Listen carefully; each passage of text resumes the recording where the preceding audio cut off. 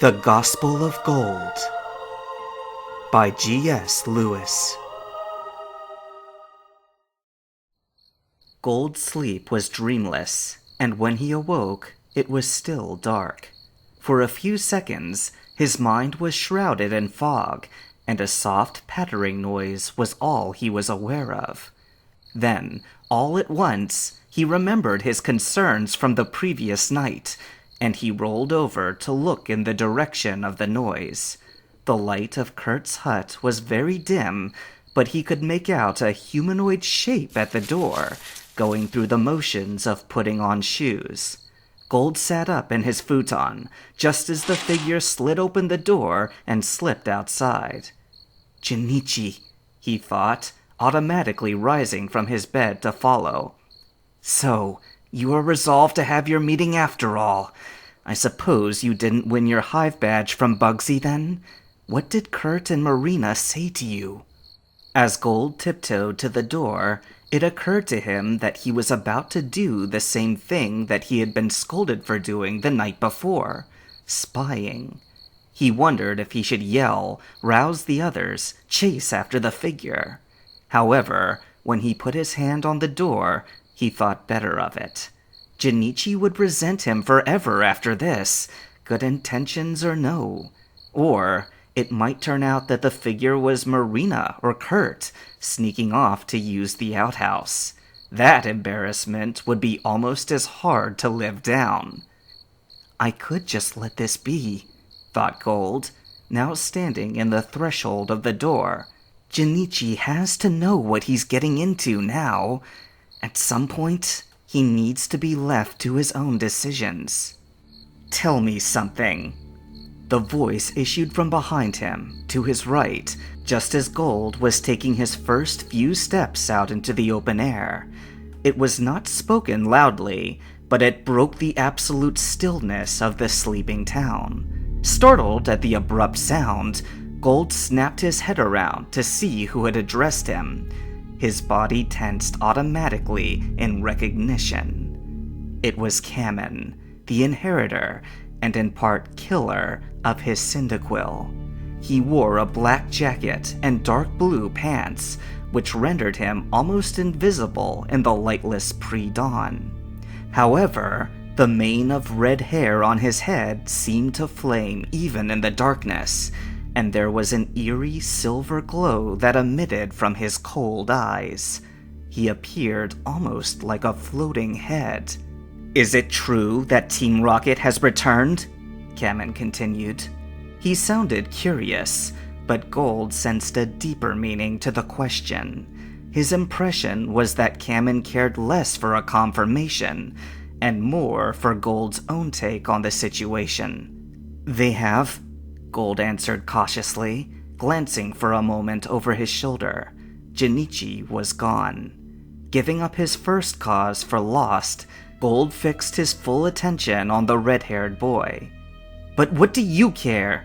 he asked, a small flicker of anger kindling in his chest. "You don't even have any Pokemon for them to steal anymore, right?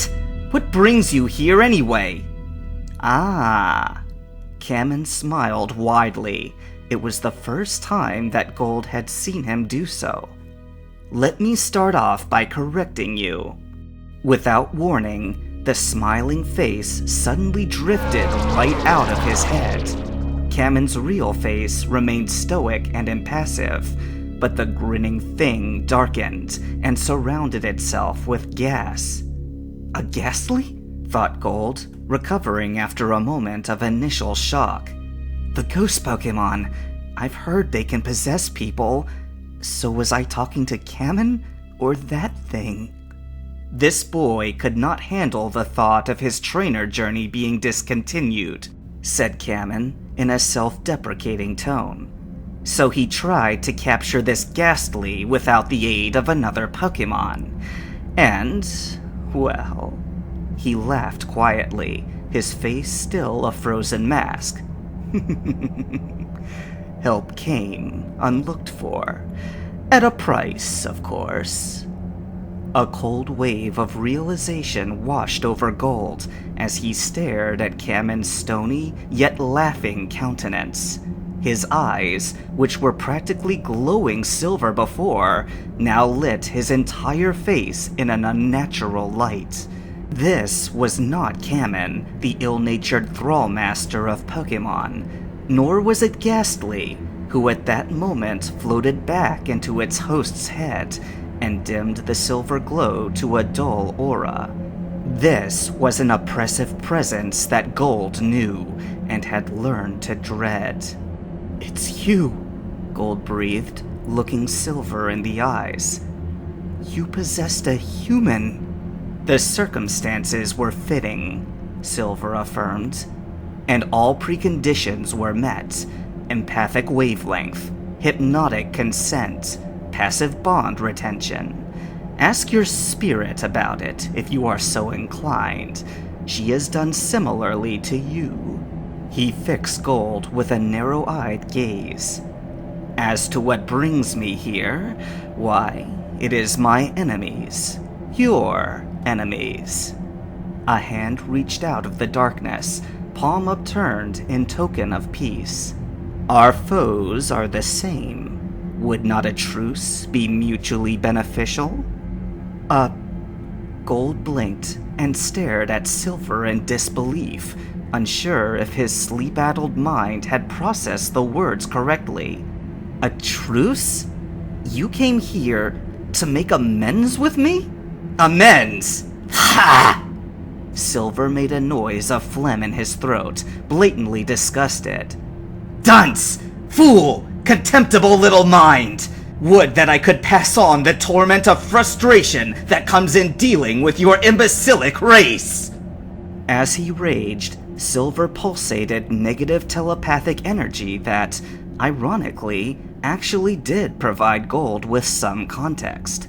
Silver was a legendary psychic-type Pokemon, with an IQ on par with the world's greatest minds.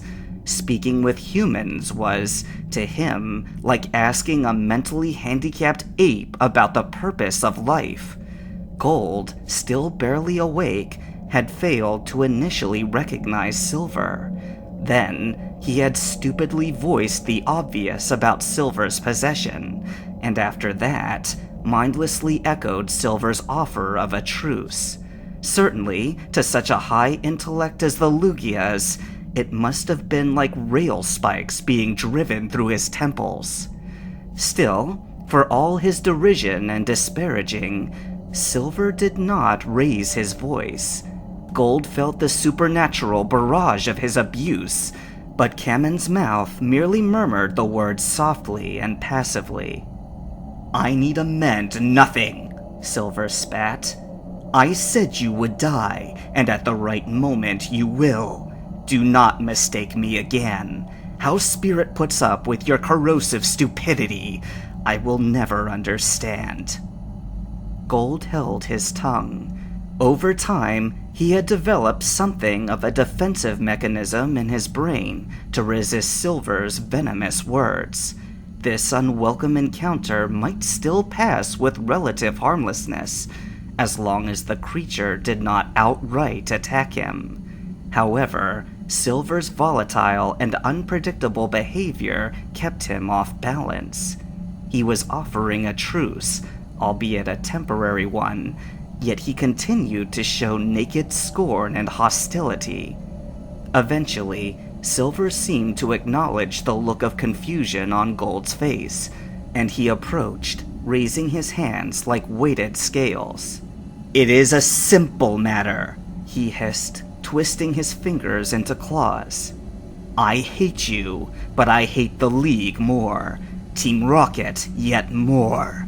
If I cannot destroy you at this time, I will make you useful." As Silver drew closer, Gold retreated backwards uneasily. The Lugia had just admitted that something was preventing him from murder, but Kammen's body was still crouched with arms spread, like a predator about to pounce. "What are you planning this time?" Gold wondered, on the verge of panic.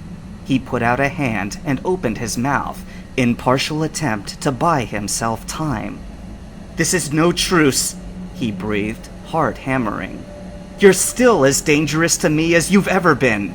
Why should I regard you any differently from this meeting?" "An intelligent question at last," growled Silver. "Did you really expect that I would fall to haggling? With the likes of you?" With a sudden rush, he leapt at Gold. Despite his guard, Gold was too slow to react. Or rather, Silver was too inhumanly fast. He felt the impact of Kammen's knees driven into his chest, driving out all his breath instantaneously. At the same time, as he fell backwards, two hands latched onto both sides of his head. The pain was excruciating, as if his skull was being subjected to the pressure of a vice. Silver's strength was terrifying, and it did not let up, even when Gold's back struck the ground. Unable to breathe, unable to even think through his pain and fear, Gold could do nothing but stare up into the pitiless silver eyes above him. Kammen's face blurred, then faded to blackness. Just before Gold lost consciousness to the onslaught of suffering, he felt something beneath the agony. It had a sedative quality, but it felt invasive and wrong.